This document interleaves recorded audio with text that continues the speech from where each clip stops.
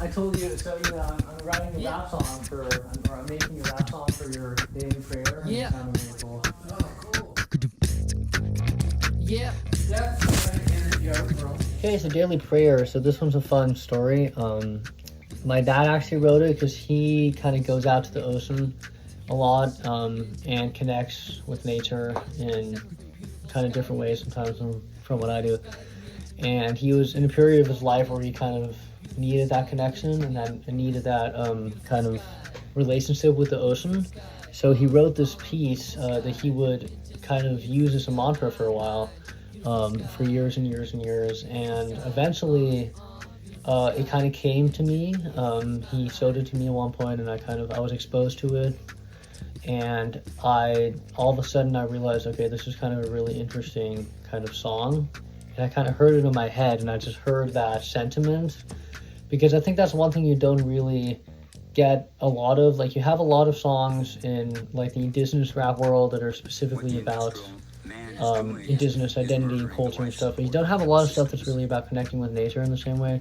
And just the idea of like what nature can really do and kind of how nature functions as not only a therapy tool, but really something that can help heal and something that can help not only get you through something, but really change you as a person, you know?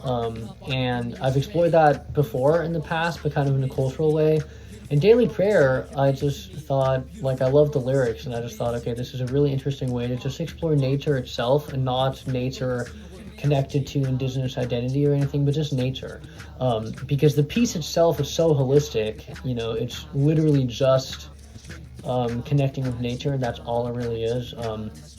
And I actually decided to make it a little more indigenous by putting in a John Trudell sample in the recording. John Trudell is a Santee spoken word artist. He's kind of the name for a lot of indigenous people, especially within the kind of the AIM world, and that whole kind of dynamic. So I decided to put him in there because I just really like him. I've always liked him. He's kind of representative of a certain lens. And for me, with the recording being kind of freestyle and stuff the way it is, I kind of felt like it felt empty without it. But what's great about this piece, as with other pieces too that I've made, you know, the lyrics are so good by themselves. Like, you can read the lyrics first, because like this one wasn't even a rap at all. It was literally just something my dad wrote. My first time writing anything to what my dad wrote, because my dad's a great writer, but I've never written a song to his writing. So my first time doing a solo piece to somebody else's writing, and that's a really cool little thing. But my dad and I would connect in so many ways, because we're both writers, and he still inspires me a lot with a lot of my stuff. So daily prayer was a fun way to kind of get him in there. And I actually sampled him in the song too. I'm also going to sample him in another song. And I feel like it was about time, because he's always been in my life, and I've just never really done that. So yeah, so that's kind of the history of the context of daily prayer. Yeah. The instrumental process was fun. I always wanted to have a song that had a bass in it, like a beatbox song that had a bass in it, because if you guys listen to some of my earlier stuff, like earlier this year too, I kind of went down like a rap rock kind of path, and I'm gonna bring that back again with some of the punk stuff. But so, you know, just the idea of using instruments in really fun ways is cool. But I've never had a real instrument combined with like the acapella kind of idea, because this song is actually very acapella based, just like Indian Eyes and Genetic Light and Pray and More Than a Word, or not More Than a Word, but Genetic Light, Pray, Indian Eyes, like some of those earlier tracks that are purely acapella, with just beatboxing and raw vocal and the rap kind of freestyle. Daily prayer actually fits into the same lens in terms of the genre of it, but it has a real bass, and that's something I wanted to play around with. So it's kind of that hybrid of bringing in real instruments and acapella, and that also comes a lot from my research, because I'm looking at indigenous hip-hop, and a lot of indigenous hip-hop has kind of hybrid pieces. Like, I'm thinking about Why, for instance. The Superman song is one of my favorites, where it has kind of a Western oriented vibe with the piano, but then also beatboxing and rapping.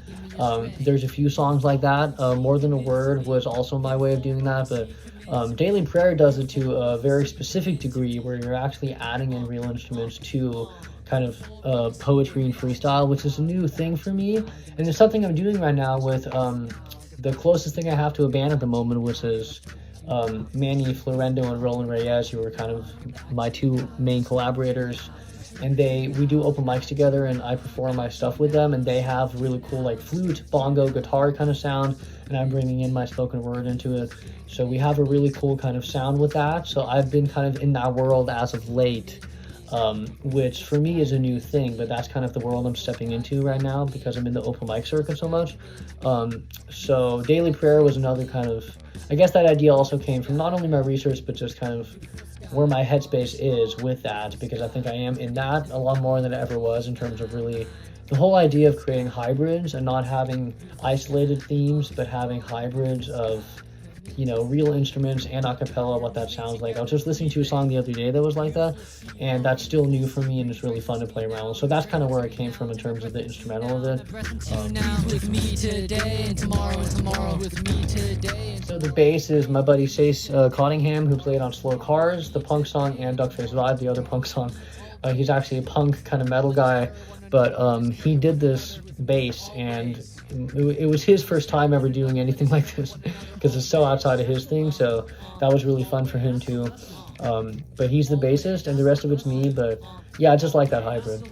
Another thing I like about his bass is he kind of has like a very naturally kind of raw feel to his playing that I think fits really well with it just fits well with my DIY staple in general, which is why I think it works well on the other two songs he's on.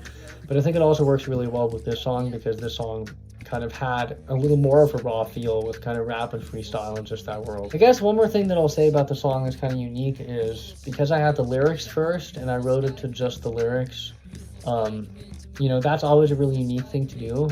And this is the first song I have that actually changes tempos, which I don't think I've ever done before, but that came from the melody because I literally wrote the instrumentations to the rap melody, which I've done before, but because this rap melody was so unique in terms of like changing tempos and stuff like that, that made for a really interesting experience too. And so I guess what I'm hoping people get out of the song is kind of the sense of hybrid, because I think we're living in a world where things are very separated oftentimes, and like indigenous values are separated from white values, are separated from Asian values and all this kind of stuff. And of course, you know, every culture is very different. We have to remember that, but I think at the same time, there's common strands happening among cultures. And I think in this world where even now with the current political climate, things are being separated again more, we have to remember to kind of come back to that unity, you know, and that's always been kind of a common strand throughout a lot of my work. I always kind of touch on that, but I think Daily Prayer is a good example of that because not only do I have a hybrid of authors, like I have my dad wrote the piece and it's me who's making a song out of it. I have a hybrid culturally of, you know, punk style bass because Chase plays the way what he knows. So, you know, you have the punk style bass mixed in with kind of a cappella freestyle. You have the message of nature mixed in the recording, message of kind of indigenous activism through John Trudell. And again, having John Trudell in there was interesting because it kind of moved it away from just connecting with nature, but also kind of the idea of connecting with nature because we're moving away from it. And the moving away from it kind of came from the Trudell sample. So that's where the Trudell sample kind of added something. But it's kind of supposed to be a comment on the importance of hybridity right now, which I think is something that a lot of us are lacking.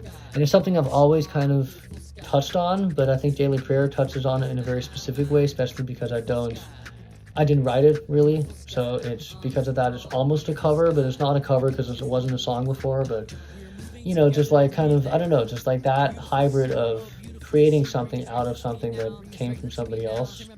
And the person who's been like my number one influence, that by itself was really interesting, mixed in with just the hybrid instrumentally and the hybrid culturally of the messages. So it's just one of those songs that's supposed to kind of show the hybrid of the world. So without further ado, hope you guys enjoy Daily Prayer, out everywhere now. Thank you. Let us carry one another always. That's the lesson. Always. That's the lesson. Always. That's the lesson. Always. That's the lesson. Always. That's the lesson.